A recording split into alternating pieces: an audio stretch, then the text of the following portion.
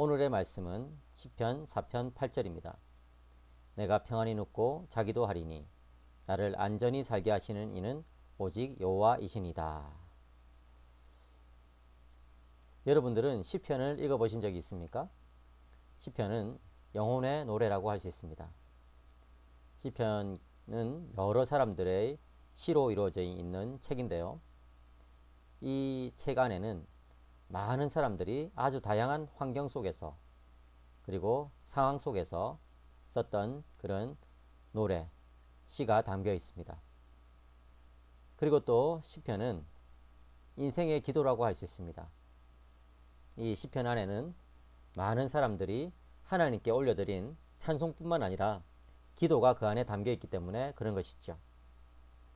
여러분, 기도라는 것이 왜 놀라울까요?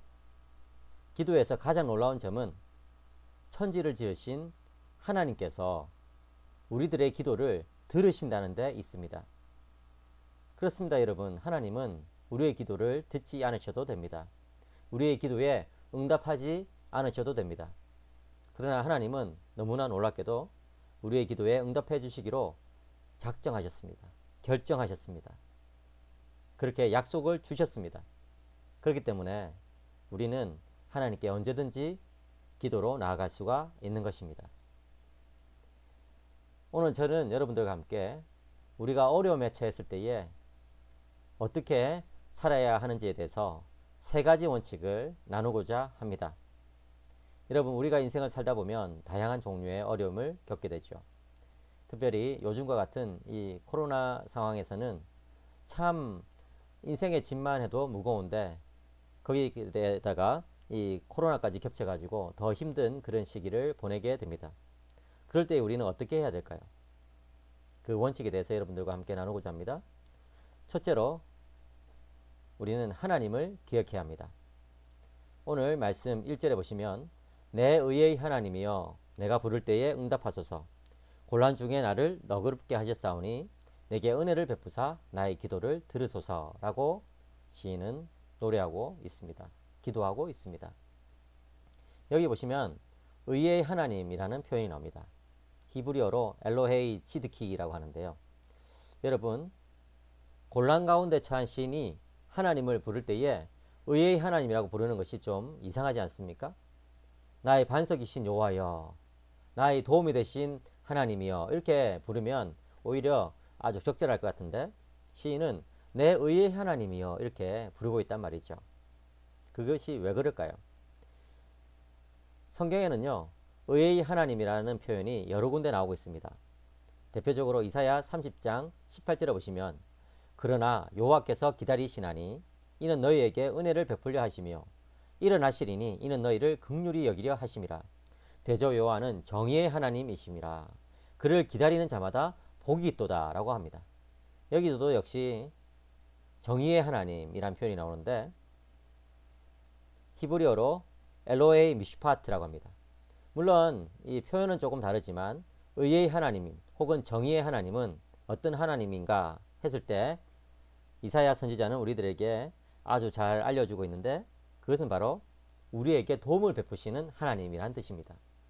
여러분, 우리는 의, 정의, 공의 뭐 이런 것들을 생각할 때에 기본적으로 어떤 그 법을 생각하고 그 법을 지키는 것, 또 어떤 규정을 생각하고 그 규정을 지키는 것, 이런 것들을 생각하기가 쉽지만 성경에서는 의라고 했을 때에 관계적인 개념도 아주 강하게 드러나는 것을 알 수가 있습니다. 그렇기 때문에 의의 하나님이란 표현은 우리를 구원하시고 우리와 언약을 맺으신 하나님이시고 우리가 어려울 때 하나님께 나가면 우리를 건지시는 하나님, 도우시는 하나님이라는 그런 의미가 그 안에 들어있는 것이죠. 그렇기 때문에 오늘 이 시편 기자도 하나님을 곤란 중에, 어려움 중에 내 의의 하나님이여 라고 부르고 있는 것입니다. 이사야 선지자도 마찬가지로 이 정의의 하나님, 의의 하나님은 어떤 분이십니까? 은혜를 베푸시는 분이시고 긍휼히 여겨주시는 분이시다 라고 이야기하고 있죠. 그렇습니다, 여러분.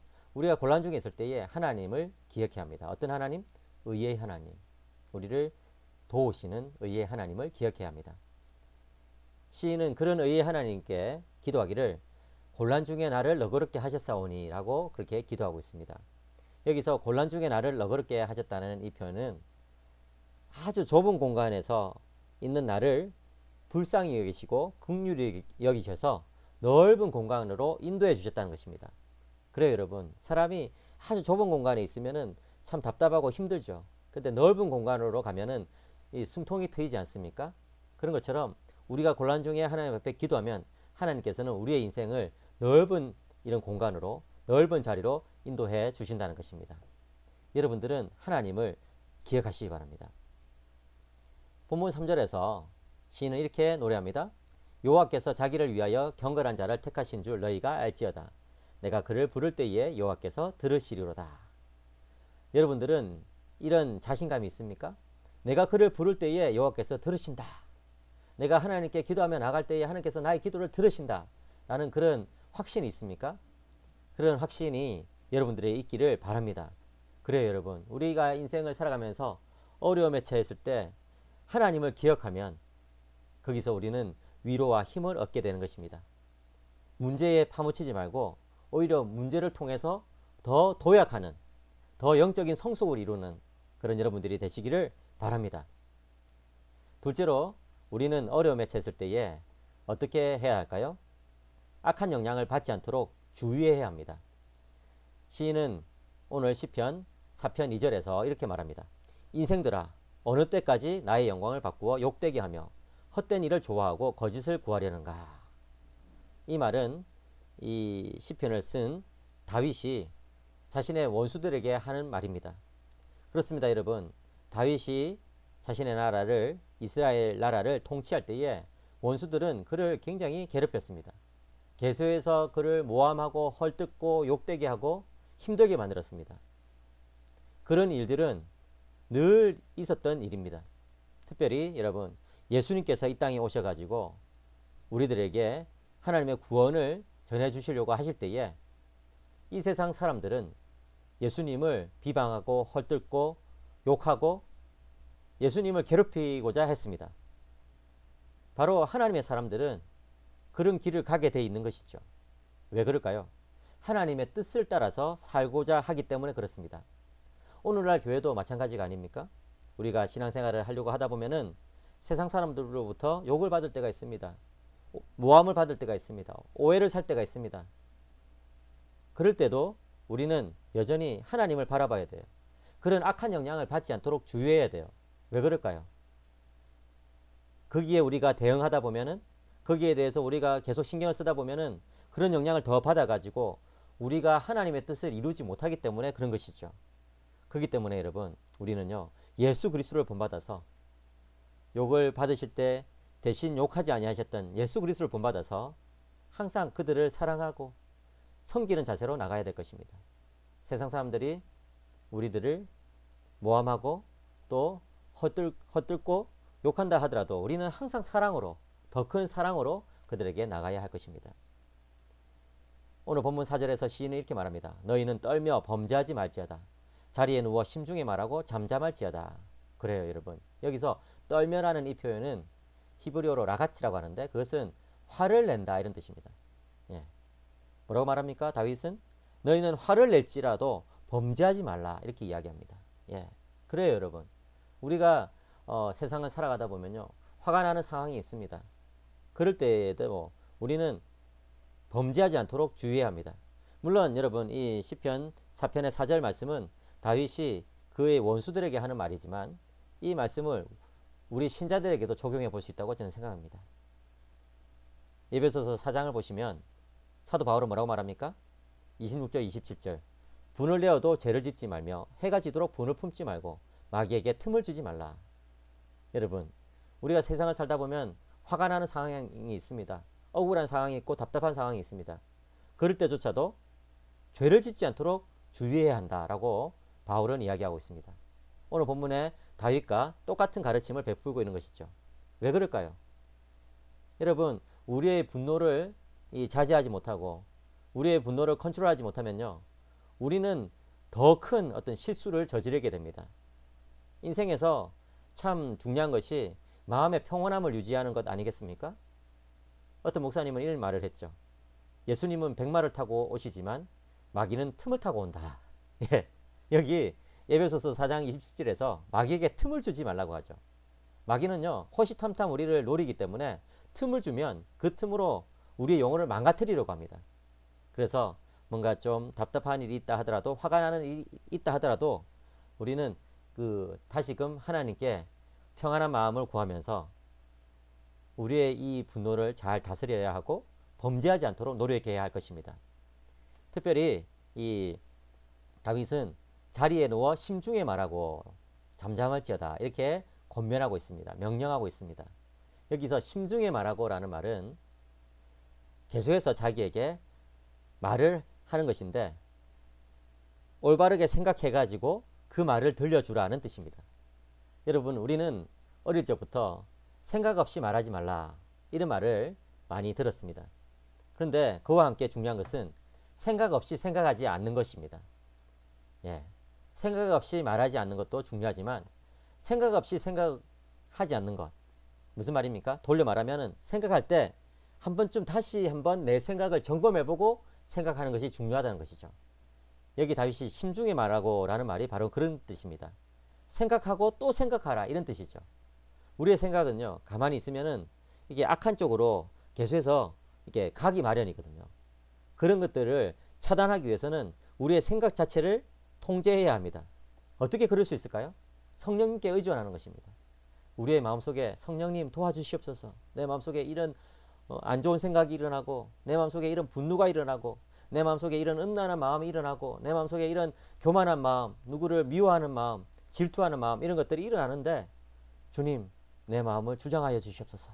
내 마음속에 이렇게 그 절망감이 생겨나는데 주님, 내 마음을 주장하여 주시옵소서. 이렇게 기도할 때에 성령님께서 우리의 마음을 이렇게 움직여 가지고 정말 우리의 생각이 바른 방향으로 갈 수 있도록 해주시는 것이죠. 여러분, 어려움에 처할 때에 성령님께 부르짖으시기 바랍니다. 분을 내더라도 절대로 범죄해서는 안 됩니다. 어떻게 할까요? 그 사람을 용서하고 용납하기 위해서 노력하는 것이죠. 그게 우리 마음대로 되지 않으니까 무엇이 필요합니까? 성령님의 도움이 필요한 것입니다. 이제 어려움에 처할 때 우리의 원리, 원칙 세 번째 마지막입니다. 성도의 본 모습을 지키는 것입니다. 오늘 시편 4편의 5절에 시인은 이렇게 말합니다. 의의 제사를 드리고 여호와를 의지할지어다. 뭡니까? 어려울수록 의의 제사를 드려야 한다는 것입니다. 여기서 의의 제사, 지부의 체데크라고 하는 이 의의 제사란 것은 올바른 심령으로 하나님과의 올바른 관계 속에서 드리는 제사를 말합니다. 어려울 때 예배가 무너지기가 쉽습니다. 어려울 때 우리는 예배를 드리지 않고 다른 일을 하기가 쉽습니다. 그냥 망연자실하고 또 이제 낙담하기가 쉽습니다. 그런데 그럴 때일수록 우리는 예배를 지켜야 합니다. 여러분, 이 코로나가 장기화되면서 참 무너진 것들 중에 예배가 있지 않겠습니까? 그러나 여러분, 우리는 예배를 회복해야 돼요. 물론 안전하게 예배를 드려야 하겠죠. 그죠? 방역 수칙을 지키면서 안전하게 예배를 드려야 되겠지만 우리가 예배를 놓치면요, 이런 위기의 순간에, 어려움의 순간에 무너지기가 쉽습니다. 반대로 우리가 예배를 지키면 하나님께서 우리를 지켜주십니다. 여러분, 하나님은요, 너무나 놀라우신 분입니다. 매주마다 이렇게 반복되는 예배를 통해서 우리를 만나주시고자 하시는 분이시고요. 우리의 예배를 기쁘게 받아주시는 분이시고요. 그리고 그 예배 가운데 언약을 다시금 갱신하고 회복하시는 분이시고, 그 예배 가운데 우리의 영을 다시금 새롭게 하시는 분이십니다. 그렇기 때문에 어려울 때 이 예배를 놓쳐서는 안 되는 것이죠. 오늘 6절에서 시인은 이렇게 말합니다. 여러 사람의 말이 우리에게 선을 보일 자 누구냐 하오니 여호와여 주의 얼굴을 들어 우리에게 비추소서. 그렇습니다. 세상 사람들은 야, 너희들을 구원할 자가 누구냐 이렇게 비방합니다. 야, 무슨 예수가 밥 먹여주냐 이렇게 놀립니다. 그럴 수 있어요. 그 사람들은 하나님이 누구신지 모르기 때문에 자기가 말하는 그 말을 뜻을 모르고 그렇게 말하는 것이죠. 그러나 여러분, 우리는 알고 있지 않습니까? 하나님께서 우리와 함께 하시면 인생의 문제가 해결된다는 것을 알고 있지 않습니까? 여기 시인이 주의 얼굴을 들어 우리에게 비추소서라고 이야기하는데, 파이카 아도나이, 주님의 얼굴, 그것은 무엇을 상징합니까? 그것은 바로 구원을 상징하는 것입니다. 어려울 때 우리를 도우시기 위해서 나타나시는 그 하나님의 얼굴빛을 우리가 이 영혼 가운데 잠잠히 받고 누린다면 그 모든 어려움들이 사라지고 다시금 살아갈 수 있겠구나 하는 삶의 자신감과 용기가 생기는 것이죠. 그런 것들이 여러분들에게 가득하시기를 바랍니다. 본문 시편 4편 7절에서 시인은 주께서 내 마음에 두신 기쁨은 그들의 곡식과 새 포도주가 풍성할 때보다 더하니다 라고 말합니다. 여기서 이 기쁨이라는 것은 히브리어로 심하라고 합니다. 심하. 여러분들은 이 마음속에 예, 그 기쁨이 있습니까? 예. 여러분 성도의 본 모습은요 바로 그런 거예요. 하나님께 예배를 드리고 하나님의 얼굴빛을 예, 이렇게 뵈면서 마음의 기쁨이 다시 샘솟듯이 솟아나는 것, 이것이 바로 성도의 본 모습이거든요. 이런 기쁨은요 세상이 줄 수 없는 기쁨이라고 시인은 노래하고 있습니다. 다윗은 뭐라고 말합니까? 세상 사람들도 기쁨이 있다고 말해요. 그들의 곡식과 새 포도주가 풍성할 때 그 사람들은 기쁨을 누리죠. 그러나 성도의 기쁨은, 하나님의 백성들의 기쁨은 그런 기쁨을 초월하는 것입니다. 왜 그럴까요? 하나님께서 우리 영혼에 직접 심어두시는 그런 기쁨이거든요. 하나님의 사랑이 예수 그리스도를 통하여 성령으로 말미암아 우리들 안에 주어지면 그 사랑을 느끼는 사람들은요 세상이 앗아갈 수 없는 기쁨이 그 안에서 솟아나게 되는 것입니다. 사랑하는 여러분, 여러분들에게는 이런 기쁨이 있으시기를 바랍니다. 소망합니다. 축복합니다. 말씀을 맺겠습니다. 오늘 시편 4편 마지막 절에서 시인은 이렇게 말합니다. 내가 평안히 눕고 자기도 하리니. 같이 읽을까요? 다시 시작. 내가 평안히 눕고 자기도 하리니 나를 안전히 살게 하시는 이는 오직 여호와이시니이다. 그래요. 여러분, 시인이 이 처음 시를 쓸 때만 해도 좀 불안하고 염려가 되고 또 자기를 공격하는 사람들 때문에 또 외적인 환경 때문에 어려워했습니다. 그런데 이제 이 시를 마무리 짓는 이 8절에서는 시는 뭐라고 말합니까? 내가 평안히 눕고 자기도 하겠다. 이제 잘 수 있겠다는 거예요. 사람이 마음이 불안하면 잠이 오지가 않잖아요. 몸이 힘들면 잠이 오지가 않잖아요. 그죠? 그런데 이제 하나님께서 주시는 기쁨이 그 안에 있고 평안이 있는 사람은 잠을 달게 잘 수가 있는 것이죠. 그리고 아침에 일어날 때 거뜬하게 일어날 수가 있는 것이죠. 여러분들에게 그런 은혜가 있기를 바랍니다. 그래서 시인은 뭐라고 말합니까? 나를 안전히 살게 하시는 이는 오직 여호와이시니이다. 그래요, 여러분. 세상에 어디 안전한 곳이 있습니까? 우리가 이 코로나를 당하면서 느끼는 것은 세상에 안전한 곳이 없다는 것 아니겠습니까? 그러나 여러분, 이 시편 4편의 시인은, 시편 4편의 이 기자 다윗은 그렇게 말합니다. 세상에 안전한 곳이 딱 한 군데 있는데 그것은 바로 오직 여호와이시다. 하나님의 품에 안겨 있으면 세상에 그 어떤 것보다 더 안전한 것이죠. 여러분, 살아가다 보면 어려움과 환난 그리고 여러 가지 힘든 일이 있을 수가 있습니다. 그러나 그럴 때조차도 우리가 이 신앙의 세 가지 원칙을 지킨다면 하나님께서 주시는 그 복된 인생을 살아갈 수가 있습니다. 아구스티누스는요 5세기에 살았던 목회자였고 신학자였습니다. 그를 우리는 교부라고 부르죠. 교회의 아버지란 뜻에서. 예. 이 아구스티누스는 많은 좋은 말들을 남겼는데 그가 남긴 말 중에 이런 말이 있습니다. 동일한 태양빛이 비춰와도 살아있는 식물은 더욱 꽃을 피우지만 죽어있는 식물은 말라버린다. 그래요, 여러분. 하나님의 이 원리에 따라서 살아가는 사람들은 어떤 환경 속에서도 더욱더 꽃을 피우고 열매를 맺게 될 것입니다.